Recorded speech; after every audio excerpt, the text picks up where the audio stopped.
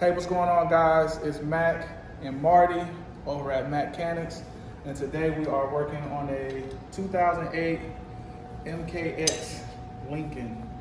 All right, and today what we are doing is a wheel bearing replacement. All right, so first thing you want to do is pull your car into a safe spot, jack it up, and place your car on the jack stand. Okay, you want to get that wheel off. Those wheel lugs are a 19 mil, so you want to use that to take your wheel lugs off. Then once you get that off and all set up, jacked up and on a jack stand, first thing we're going to attack are two bolts on the rear side of your caliper bracket, which are also a 19 mil. Okay. Then once we get that off, we'll pull that off, take it off to the side.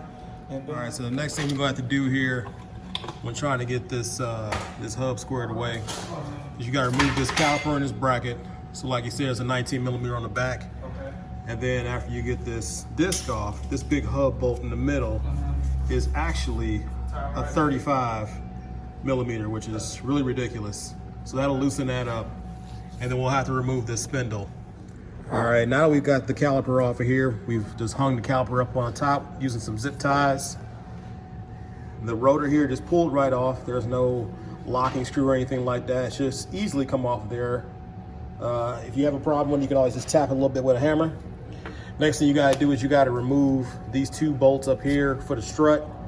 And then there's a lower set of screws. There's a nut on this side for the part of the ball joint, and there's a screw that's on this side. The back side, this bolt is a 13 millimeter. The nut that's on the opposite side is actually a 15 millimeter. And then these two big ones up here, this is a 24. One thing you want to be aware of is there are these tabs here. These are used as part of the alignment.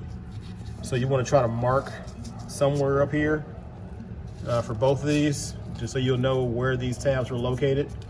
And you want to try to put it back together and put those tabs back to where you had them initially before you broke everything apart.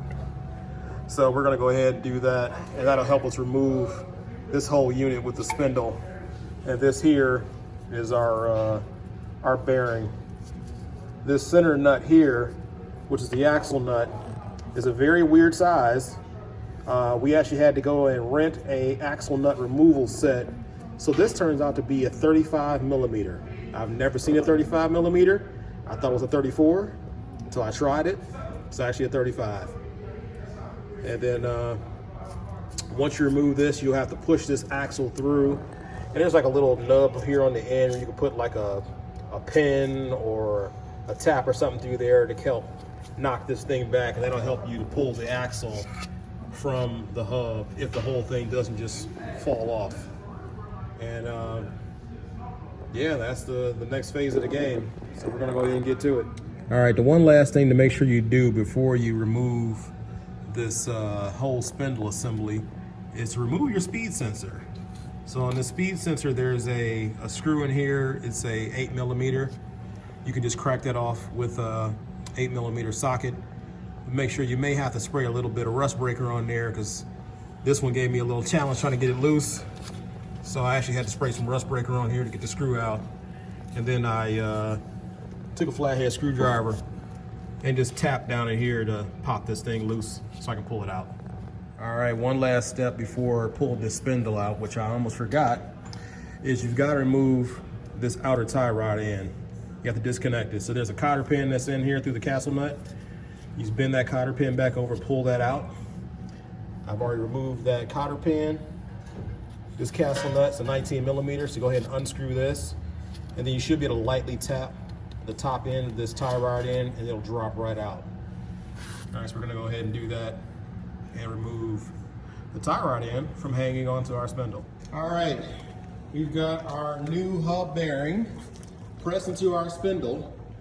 So the one thing I couldn't show you was the process. So for this vehicle, some people will try to beat the old bearing and out of the spindle, but you really should do this with press. So you can either take it to your local machine shop, or you can get a press of your own to push this in.